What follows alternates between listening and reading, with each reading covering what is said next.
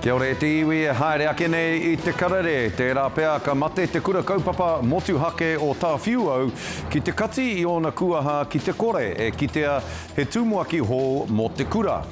Neke atu I te rima te kau uri o Mātaatua kua whakamānawatia e te Kōhanga Reo mō ā rātou mahi hāpai I te kaupapa me te whakatutuki I te tohu koro waitanga. He tuatahitanga I te ao nei, ai marika ko Aotearoa te whenua tuatahi o te ao kia whai I tōna ake ao I te ao tukupu o Minecraft.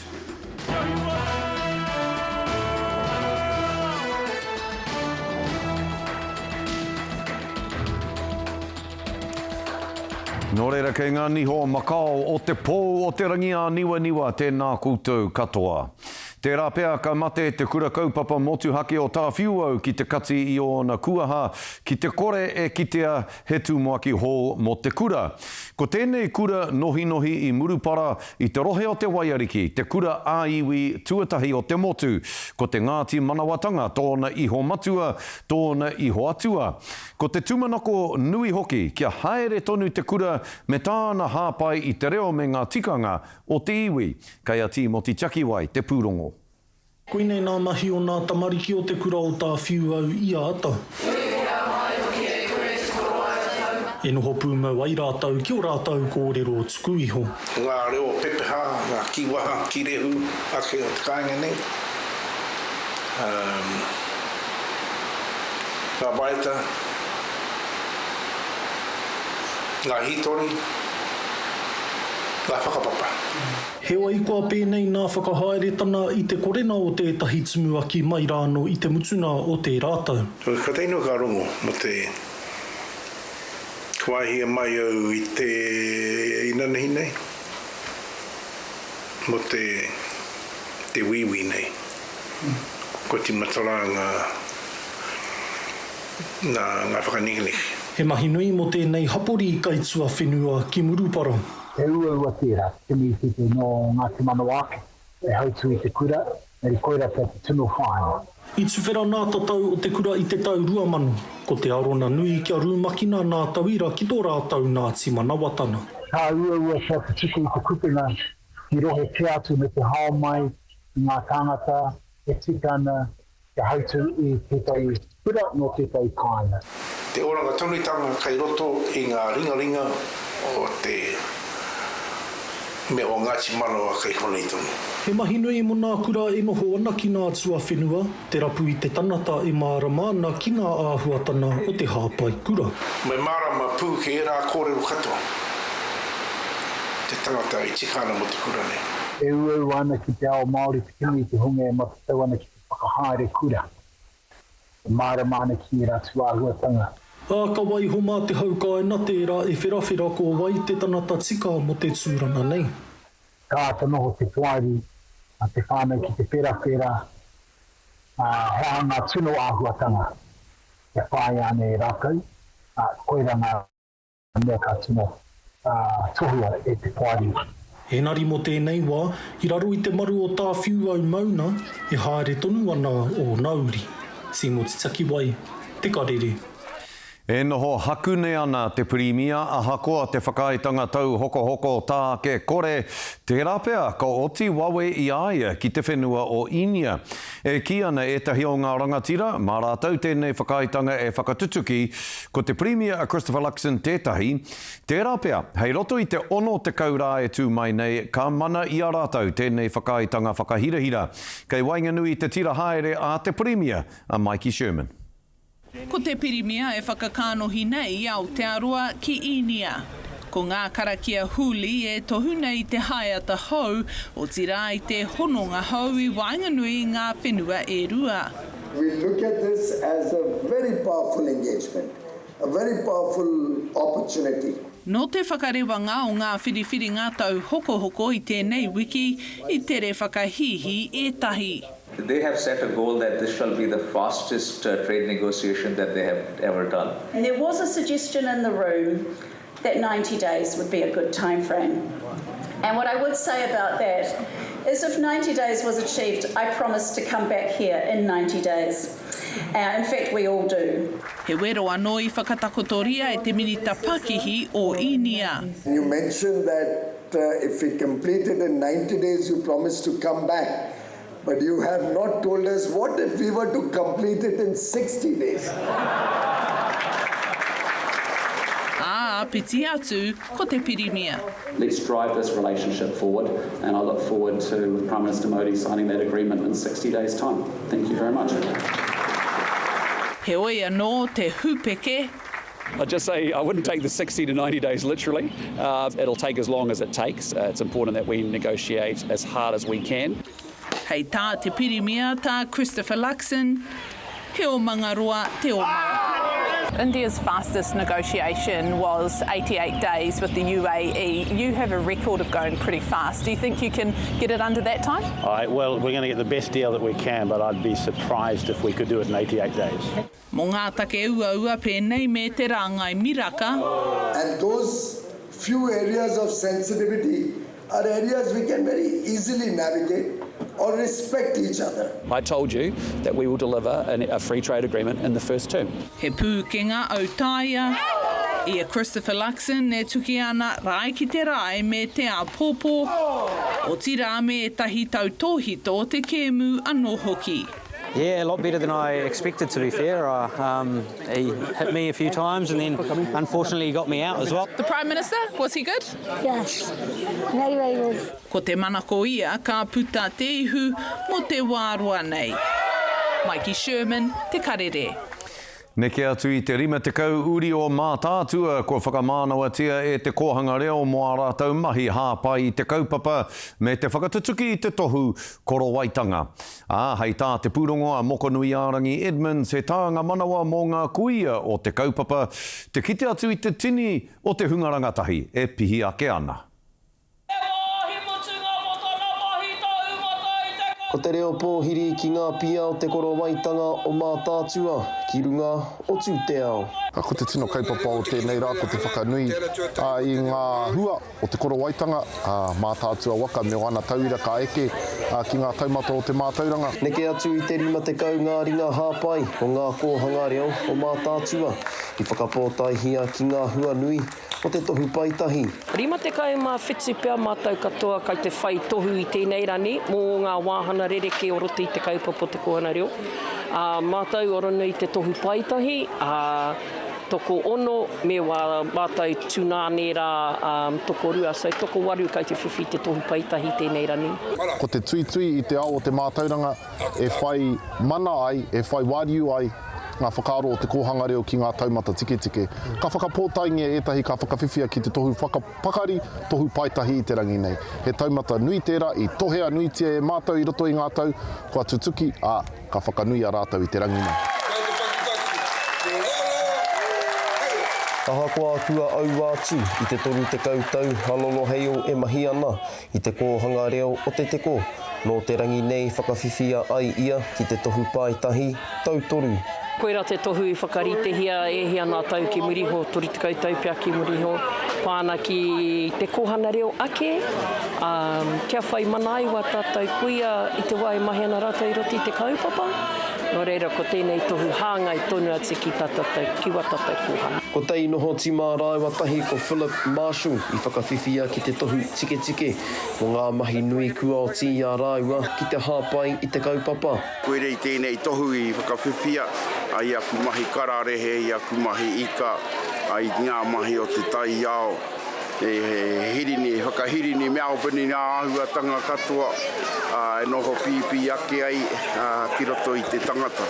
Ka tai anō au ka hoki mai ki te kāinga, hoki mai ki roto I taku roho e o Mātaatua, hakoa toru te kau mā toru tau au ki roto o te tai rāwhiti, kei te mihi ki taku rohe mo tēnei tohu. Ko te kawe hoki mai te mate o iritana tāwhiwhirangi ki roto o Mātaatua, e tūholo ai ia ki a Tītoki Black Kāriro. Tūtaki ai te Māori, he kawe I ana mate, o te kuia ko iritana tērā, ka kawe ki rungo o Mātaatua waka, ka tuia ki a Tītoki, ki a te whioro, e mauru ai te waka o Mātaatua. E ki te ake ai, I te rā nei, ka nui a katoa te tangata, I ngā oranga I waihua ke rātai mā, ai a tītoki. He kura ka meha kua heke iho ki ngā taura, me ngā tauira nei, moko nui ārangi haere huka Edmonds, pūkāia.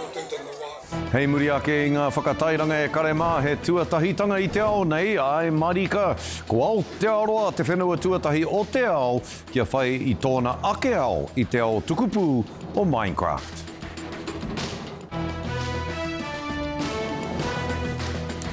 Hoki mai anō ki te karere, he tuatahitanga i te ao nei, ai marika ko Aotearoa te whenua tuatahi o te ao, kia whai i tōna ake ao i te ao tukupu o Minecraft. E hia miriona tāngata puta noa i te ao, ka tākaro i te kēmu, mati hiko nei ia te marama. Hei tā te rangahau a Mārena Mane, ko te tūmanako ia kia puta he hua nui i tēnei kaupapa nei ki te ohanga o tēnei whenua. I te ao o Minecraft, ko Aotearoa tonu te whenua tuatahi ki te whiwhi i tōna ake ao. We got a tap on the shoulder from Mojang, which is the owners or creators of Minecraft. They asked us if we'd be interested in doing some content for Aotearoa, New Zealand, and needless to say, we said aye. Anā, ko te kaihanga o te kēmu he uri no hara taunga, no roto mai te takutai a tāhua o te whanganui o hei. Without giving any spoilers away, they will be initially set in a wharenui that Te Puia have gifted us, te kete nui o te moana. Ko te kēmu nei, te kēmu rorohiko ka hokona i te tangata huri noa i te ao, a e hihiatia ana i te tāpoi o Aotearoa ki te whakawhānui ake te hunga ka pāreka ki te kēmu. Nā reira e Matapae tia ana ka whakaputa te 5 miliona tāra ki te ohanga. I wonder what that audience looks like, and we found that 70 million people, of the people that are actively dreaming about New Zealand, we know from our research, 70 million of them play and engage with the game of Minecraft. So we thought, wow, this is a great opportunity, to get eyeballs and engagement with New Zealand and ultimately get them to come and visit. E ono ke ngā wāhi o te kēmu nei ko te puia, kāpiti, te kapo, pātea, rā kauroa me Abel Tasman. We met with the whānau from the 6 locations and spent time with them in Wāhanga, and we spent time just answering the questions about what this new medium is and what they can tell in this new medium, what they feel comfortable telling in this new medium. Ka puta te kiriata Minecraft ki ngā whare pikitia i ngā wiki tata nei, a i kapo ake hoki ki konei ki Aotearoa. Mārena Mane, te karere. Kua whakatūria e te rōpū wāhine Māori toko i te ora ki a rāpaki he Mākete Reo. He Mākete motuhake tēnei e whakawhaiti hoana i ngā whānau katoa ki te wāhi kotahi, a hakoa te taumata o te reo o tēnā, o tēnā, o tēnā. Anei te pūrongo a Shakaila Andrews Alapaki.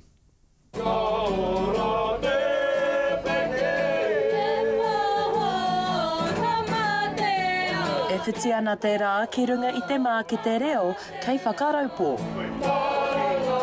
Anei te whānau, anei taku upiri tohu, hei tohu i taku taumata o tōku reo, arā. E ai ki tēnei, he kai huia ahau i tēnei wā. Nā reira, whai mai ahau, me haere tātai ki roto i te Mākete Reo. Whai mai! Ko te wairua, he wairua o te whanaungatanga, te harikoa, i timatahia tēnei momo kaupapa, hei tautoko nā te oranga o ngā tamariki Māori. Te reo, koera tētai o ngā whāinga o ngā wahine Māori toko i te ora, i te mea, i te mohi o rātou.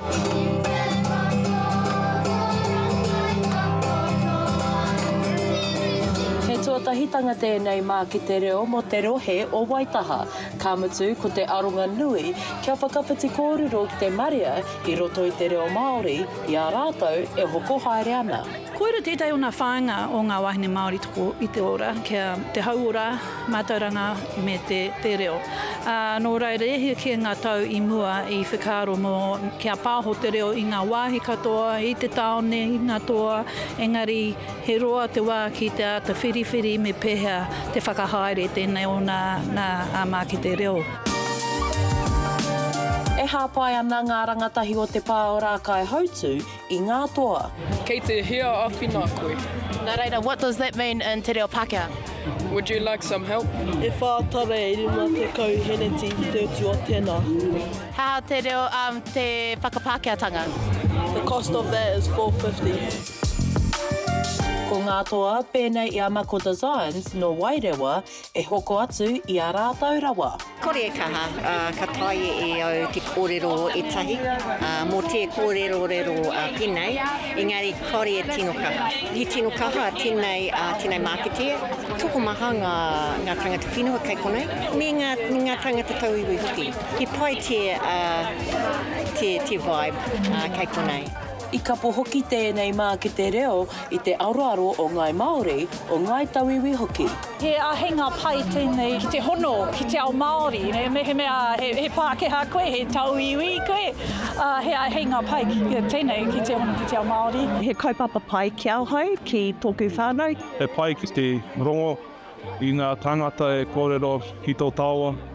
Reo Māori ki he taonga tere. Ko te tūmana ko ka tū anō. Te kaupapa nei, tērā mea ia marama, ia marama.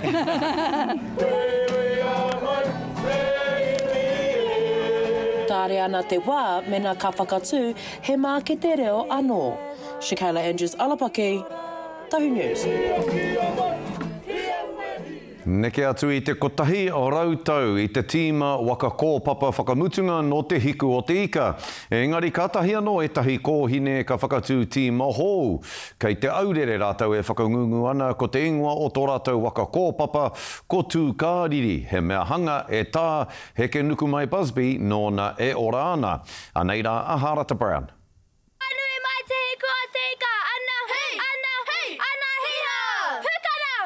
Taunga ana ngā kōtiro nei ki te hoi waka kōpapa. Ko te kairingi ko Wenerei, ko te kaikaranga ko te wai. I te waka ki hoi me hoi ko tahi tātai. Kia rite, hoi! Ngā reira he rite ki te wakama? Kao. Kea te rere kitanga? He rere ke ngā hoi me te waka. He tino. He tino he waka titoki? Ai. Koa te kua tēnei waka! Ko tū kāriri! No waikato te kaiako, he hiahia nōna kia ki te terehi waka kōpapa ki te hiku. We saw the post from the Tūranga Wāwai Regatta and we thought we wanted to support our tamariki and take them down and experience what we had when we were growing up, yeah. Nā whai anō whakarauora mai ngā mahirehi ki te awa o Awapoko. Ki te wāhi nei nā tā heke nuku mai I hanga, koia ko te kupe Waka Centre. The first training that we had, they were wee wawa and we were screaming, but now they're pretty confident. And yeah, the waka was a bit hard for them to balance on, but after a couple tries, they were really good. Hiki tia ana ko tū kāriri. Tū kāriri! Koia te waka kōpapa, he mea tārai mai tētahi waka kōpapa tawhito no Ngāti Kahu I kitea ki Mangonui. Ui e toki! Nō reira, ka pēhea koutou? Kore. Kei te whakati I tōni rata. I te wā, kei runga I te wai me a ta haere te hoi me te rea ke te hoi te waka ki te kaikaranga kaha. Ka whai wāhi te kapa nei ki ngā rehi kōpapa kātū ki te hui waka o Tūranga Waiwai a te wikene nei. Harata Brown, te karere. Hei muri ake I ngā pānui hoko ko te hōtaka motuhake e hāngai pūana ki ngā tāne me ngā wāhine o te Aotearoa ki ako ai rātau ki te whakatipu ake I wā rātau ake kai. Nau mai hoki mai rā, kei te whakahaere hōtaka motuhake tētahi o ngā ratonga hauora o te tai rāwhiti e hāngai pūana ki ngā tāne me ngā wāhine o te Aotearoa ki a koai rātau I te mātauranga me ngā pūkenga e tupu ai I a rātau ake kai e oti ai rānei I a rātau ake kai te whakarite. I mau ake a Irena Smith e tahi wāhine e ako ana ki te hanga tōtiti. E pukumahi te kihini o Aotearoa marae. And it's got barbecue sauce, it's got garlic powder, onion powder, paprika, pepper and sugar. He akoranga hau e haere ake nei, e hi kakana e nei wāhine ki te whakatutuki i ngā mahi. Especially with the amount of kids I have.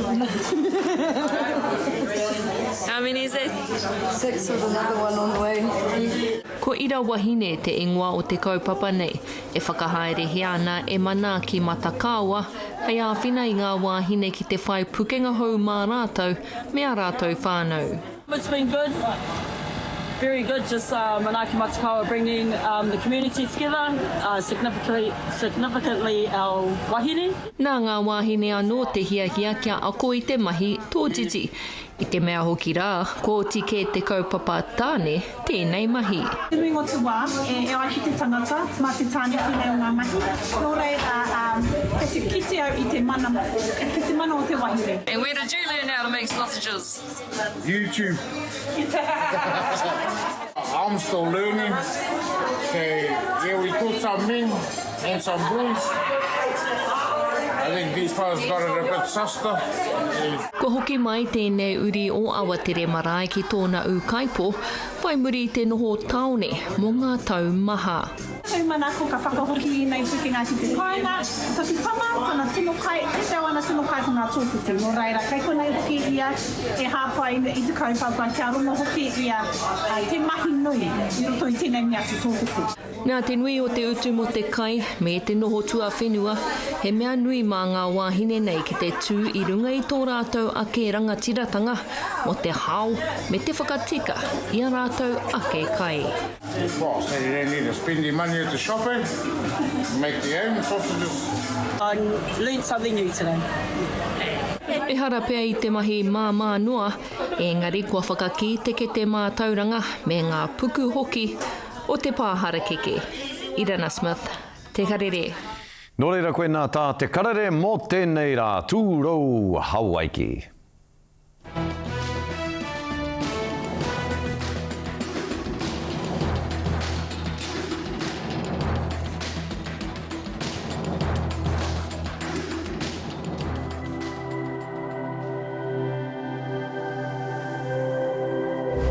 Ko te reo, te take.